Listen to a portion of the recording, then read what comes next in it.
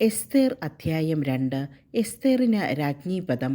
കോപം ശമിച്ചപ്പോൾ അഹസ്വേരോസ് രാജാവ് വാഷ്തിയെയും അവളുടെ പ്രവൃത്തിയെയും അവൾക്കെതിരെ പുറപ്പെടുവിച്ച കൽപ്പനയെയും ഓർത്തു.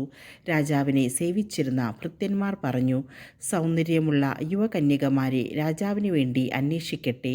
രാജ്യത്തെ സകല പ്രവിശ്യകളിലും രാജാവ് സേവകന്മാരെ നിയമിച്ചാലും അവർ സ്ത്രീകളുടെ ചുമതല വഹിക്കുന്നവരും രാജാവിൻ്റെ ഷണ്ഡനുമായ ഹെഗായിയുടെ നേതൃത്വത്തിൽ തലസ്ഥാനമായ സൂസായിലെ അന്തഃപുരത്തിൽ സൗന്ദര്യമുള്ള സകല യുവകന്യകമാരെയും കൊണ്ടുവരട്ടെ. അവർക്ക് വേണ്ട ലേപന വസ്തുക്കളും കൊടുക്കട്ടെ. രാജാവിന് ഇഷ്ടപ്പെടുന്ന കന്യക വാഷ്തിക്ക് പകരം രാജ്ഞിയാകട്ടെ. ഇത് രാജാവിന് ഇഷ്ടപ്പെട്ടു. അവൻ അങ്ങനെ ചെയ്തു. തലസ്ഥാനമായ സൂസായിൽ മൊർദെഖായി എന്ന ഒരു യഹൂദനുണ്ടായിരുന്നു. അവൻ ബെഞ്ചമിൻ ഗോത്രജ്ഞനായ കിഷിൻ്റെ മകൻ ശിമെയിയുടെ മകനായ ജായീറിൻ്റെ മകനായിരുന്നു. ബാബിലോൺ രാജാവായ നബൂഖദ്നേസർ യൂദാ രാജാവായ യെക്കൊനിയായോടൊപ്പം ജെറുസലേമിൽ നിന്ന് തടവുകാരായി കൊണ്ടുപോയവരുടെ കൂട്ടത്തിൽ അവനും ഉൾപ്പെട്ടിരുന്നു. അവൻ തൻ്റെ പിതൃസഹോദരൻ്റെ മകളായ ഹദാസായെ എസ്തേറിനെ വളർത്തിയിരുന്നു. അവൾക്ക് അപ്പനും അമ്മയും ഇല്ലായിരുന്നു. ആ യുവതി രൂപവതിയും സുമുഖിയുമായിരുന്നു.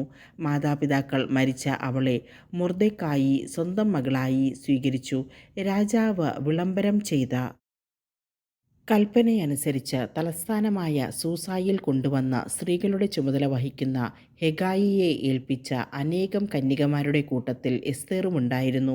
അവളെ അവന് ഇഷ്ടപ്പെടുകയും അവൾ അവൻ്റെ പ്രീതി നേടുകയും ചെയ്തു.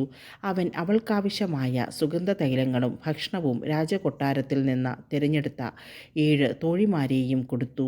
അവൾക്കും തോഴിമാർക്കും അന്തഃപുരത്തിലെ ഏറ്റവും നല്ല സ്ഥലം നൽകി. തൻ്റെ വംശമോ കുലമോ എസ്തേർ ആർക്കും വെളിപ്പെടുത്തിയില്ല. അത് ആരോടും പറയരുതെന്ന് മൊർദെഖായി അവളോട് കൽപ്പിച്ചിരുന്നു. എസ്തേറിന് സുഖമാണോ എന്നറിയാൻ മൊർദെഖായി ദിവസവും അന്തഃപുരത്തിൻ്റെ മുൻവശത്തു കൂടെ നടക്കുമായിരുന്നു. യുവതികളുടെ സൗന്ദര്യവർദ്ധനത്തിന് 6 മാസം മീറാ തൈലവും 6 മാസം സുഗന്ധദ്രവ്യങ്ങളും ലേപനങ്ങളും കൊണ്ടുള്ള പരിചരണ പരിപാടി നിശ്ചയിച്ചിരുന്നു. ഈ 12 മാസം കഴിഞ്ഞ് ഓരോ യുവതിയും തവണയനുസരിച്ച് അഹസ്വേരോസ് രാജാവിൻ്റെ അടുത്തേക്ക് ചെന്നു.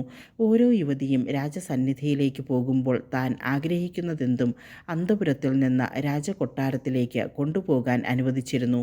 സന്ധ്യയ്ക്ക് അവൾ പോയിട്ട് രാവിലെ ഉപനാരികളുടെ മേൽവിചാരകനും രാജാവിൻ്റെ ഷണ്ഡനുമായ ശാശ്ഗസിൻ്റെ കീഴിലുള്ള അന്തഃപുരത്തിലേക്ക് മടങ്ങും.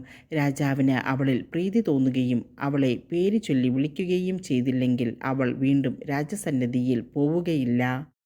മൊർദെഖായിയുടെ പിതൃവ്യനായ അബിഹായിലിൻ്റെ മകളും അവൻ മകളായി ദത്തെടുത്തവളുമായ എസ്തേർ രാജസന്നിധിയിൽ ചെല്ലാനുള്ള തവണ വന്നപ്പോൾ രാജസ്ത്രീകളുടെ ചുമതലക്കാരനും രാജാവിൻ്റെ ഷണ്ഡനുമായ ഹെഗായി നിർദ്ദേശിച്ചവയല്ലാതെ മറ്റൊന്നും ആവശ്യപ്പെട്ടില്ല. കാണുന്നവരുടെ എല്ലാം പ്രീതി എസ്തേർ നേടിയിരുന്നു. രാജാവിൻ്റെ 7-ാം ഭരണവർഷം 10-ാം മാസം, അതായത് തേബത്ത് മാസം, കൊട്ടാരത്തിൽ അഹസ്വേരോസ് രാജാവിൻ്റെ അടുത്തേക്ക് എസ്തേറിനെ കൊണ്ടുപോയി. രാജാവ് മറ്റെല്ലാ സ്ത്രീകളെയും കാൾ കൂടുതൽ എസ്തേറിനെ സ്നേഹിച്ചു. അവൻ്റെ മുൻപിൽ സകല കന്യകമാരെയും കാളധികം അവൾ പ്രീതിയും ആനുകൂല്യവും നേടി. തന്മൂലം അവൻ രാജകീയ കിരീടം അവളുടെ തലയിൽ വെച്ച് അവളെ വാഷ്തിക്ക് പകരം രാജ്ഞിയാക്കി. അനന്തരം രാജാവ് എസ്തേറിൻ്റെ പേരിൽ തൻ്റെ എല്ലാ പ്രഭുക്കന്മാർക്കും സേവകന്മാർക്കും ഒരു വലിയ വിരുന്ന് നൽകി. അവൻ പ്രവിശ്യകളുടെ നികുതികളിൽ ഇളവ് വരുത്തി തൻ്റെ രാജകീയ ഔദാര്യത്തിനൊത്ത വിധം സമ്മാനങ്ങൾ കൊടുക്കുകയും ചെയ്തു. 2-ാം പ്രാവശ്യം കന്യകമാരെ വിളിച്ചു കൂട്ടിയപ്പോൾ മൊർദെഖായി കൊട്ടാരവാതിൽക്കൽ ഇരിക്കുകയായിരുന്നു. എസ്തേറാകട്ടെ മൊർദെഖായി കൽപ്പിച്ചതനുസരിച്ച് തൻ്റെ വംശമോ കുലമോ വെളിപ്പെടുത്തിയിരുന്നില്ല. മൊർദെഖായി തന്നെ വളർത്തിയിരുന്ന കാലത്തെപ്പോലെ തന്നെ ഇപ്പോഴും എസ്തേർ അവനെ അനുസരിച്ചിരുന്നു. ആ നാളുകളിൽ മൊർദെഖായി കൊട്ടാരവാതിൽക്കൽ ഇരിക്കുമ്പോൾ വാതിൽ കാവൽക്കാരും രാജാവിൻ്റെ ഷണ്ഡന്മാരുമായ ബിഗ്താനും തേരെഷും കോപം പൂണ്ട് അഹസ്വേരോസ് രാജാവിനെ വധിക്കാൻ ആലോചിച്ചു. ഇക്കാര്യം മൊർദെഖായി അറിയുകയും അവനത് എസ്തേർ രാജ്ഞിയോട് പറയുകയും ചെയ്തു. എസ്തേർ അത് മൊർദെഖായിക്ക് വേണ്ടി രാജാവിനെ അറിയിച്ചു. അന്വേഷിച്ചപ്പോൾ അത് ശരിയാണെന്ന് കണ്ടു. ആ 2 പേരും കഴിവിലേറ്റപ്പെട്ടു. രാജസാന്നിധ്യത്തിൽ ഇത് ദിനവൃത്താന്ത പുസ്തകത്തിൽ രേഖപ്പെടുത്തി.